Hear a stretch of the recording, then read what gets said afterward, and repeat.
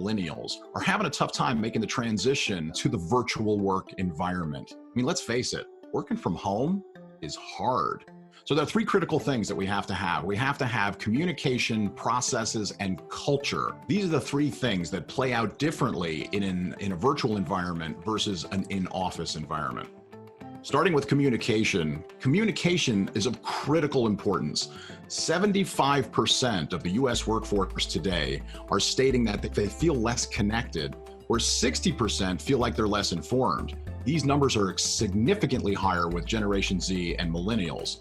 And so this is counterintuitive because we believe that they're digital natives so that they would easily gravitate towards a digital environment. However, working from home is a totally different place to come from than being in the office and how they engage with other employees. So just in the office and moving that to home is not enough. So here are some solutions. Don't assume just because they're digital natives that they will immediately gravitate to a virtual environment because they're good with technology. The technology, again, doesn't have anything to do with it. What they really have to connect to is we must communicate well with them. We must let them know the importance of how they are connected to the company so that their contribution adds to the greater good, but they must also feel as though they're being informed.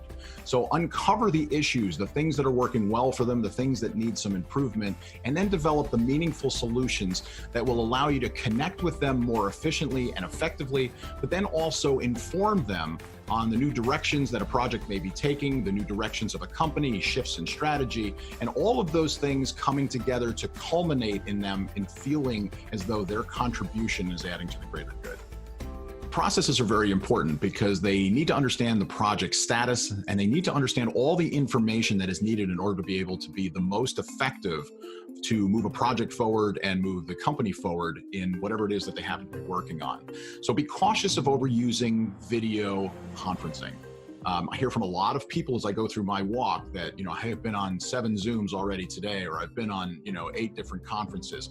And part of the frustration is that they're spending so much time in conferences and video conferences that they're not actually having enough time to get the actual work done and advance the project.